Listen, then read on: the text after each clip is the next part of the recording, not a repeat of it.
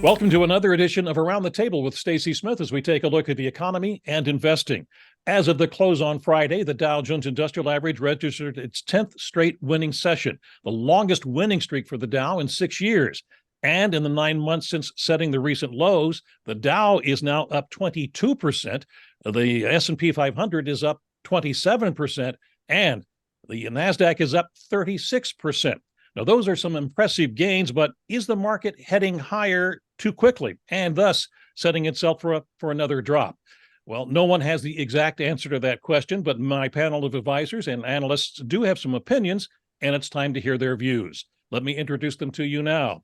Taking his seat early and with a lot to say is Frank Rossetti. Frank is the managing director of HF Management Company, which is part of an alternative asset partnership. Now, Frank's background includes 50 years in the investing field, and he helped to establish Harvest Financial here in Pittsburgh, where he was the executive chairman. Across the table, we find Kim Forrest. Kim is the chief investment officer and the founder of Boca Capital Partners. Kim has a dual background in both finance and in software engineering, and you may have seen Kim in her many appearances on CNBC, Fox Business, and on Bloomberg. And as we go around the table, we find a name familiar to a lot of people, Bob Fergasso. Bob has been in the investment advisory business for 50 years and is chairman and the chief executive officer of Fergasso Financial Advisors. And recently, seated in Bob's chair, was Michael Godwin of Fergasso Advisors. Michael is taking some well-deserved time off. We'll see him maybe in our next session.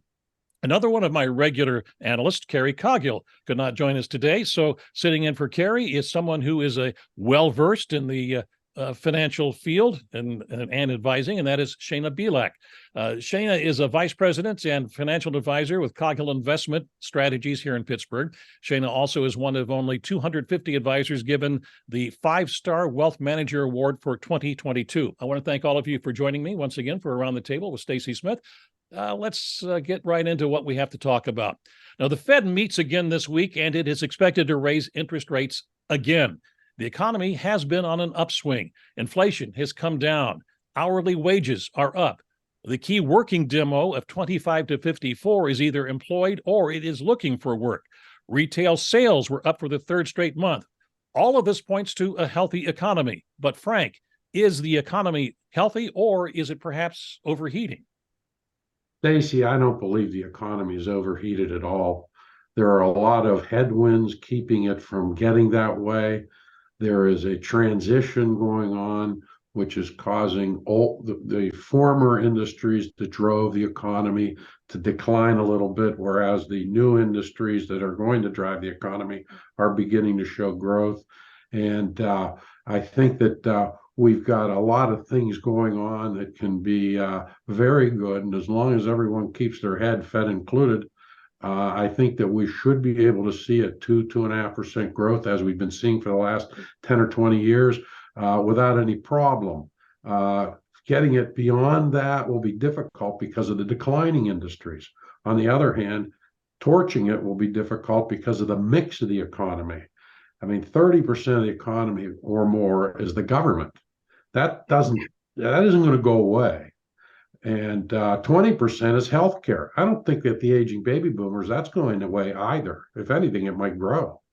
And then you throw only 11% or so is manufacturing. It is beginning to grow, but its growth is going to be inflationary because we're transferring process from Asia to the United States because of our fear of the world that is all over the world. Everybody's afraid of each other right now. So national security is driving manufacturing back to our country, and that manufacturing is going to be more expensive because we don't have cheap people. The saving grace, however, will be technology and robotics.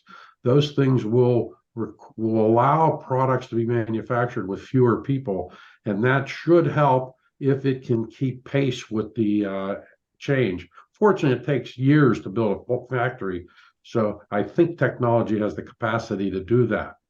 On another matter, you talked about inflation's coming down. Yes, it has. It's down, depending on which number you want to look at. There's about 3 of them they look at. One's at 4.8, one's at 4.3, one's at 3. I don't know which one's the right one, but as we have said from time and time again, the last 100 years, inflation has run at 3.8%.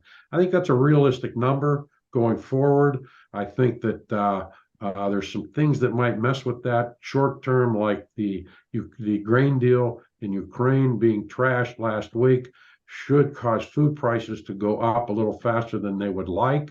But I don't know how monetary policy is going to change that. That's a total supply issue. And monetary policy doesn't create supply. And the demand is demand. Everybody eats. So I think that that sort of thing is just going to come and go. That's why you have the core rate, which is at 3% versus, or at 4.8%, which the headline rate right now is at 3. It's probably not going to stay there. It's probably going to come up a little bit. And all these things are things that are keeping the economy from getting overheated, as you say. And yet, the fact that we have full employment tells me that it's very difficult to have a recession or a slowing economy when everyone's working. I was in Columbus this weekend. Restaurants were full. Every time I go out to dinner in Pittsburgh, restaurants are full. The highway is full of trucks. It was driving me crazy driving across Interstate 70. I just see commerce only being held back by orange barrels right now. Okay, orange barrel's the only thing holding it back. Kim, your thoughts?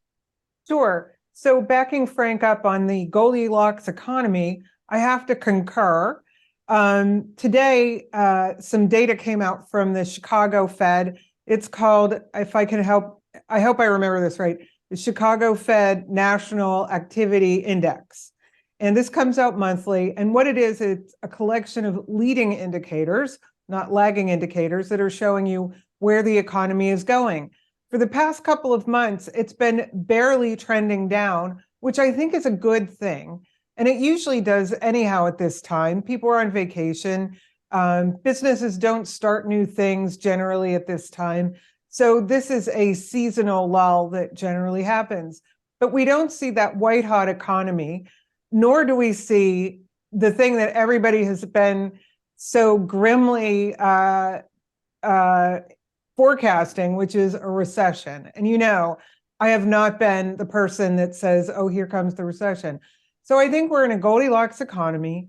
We have constraints, and tech has its limits. There was this great article in the Wall Street Journal this weekend about how Craftsman tried to have this pretty much all automatic tool building factory, and nothing has gone right.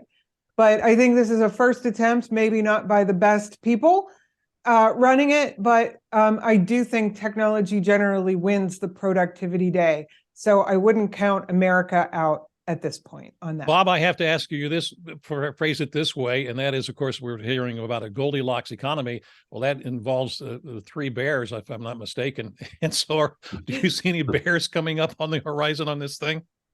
The future is never clear and rosy. No matter how good or bad the economy is, there are going to be mixes of both in our future. I do have to agree with everyone. Yeah, there are potential bears there, the Russian bear included. The issue, I think, is there a better economy? Isn't this economy, and I won't repeat, but I will agree with Kim and Frank, American innovation is going full strength right now.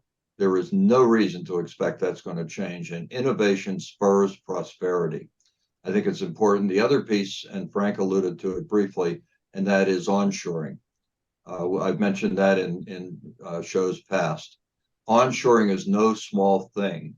It's going to shorten the supply lines, and it's going to add to profitability. And importantly, it's going to create jobs. And my last point is this bear about interest rates is not a bear. The interest rates we're seeing right now are historically median interest rates.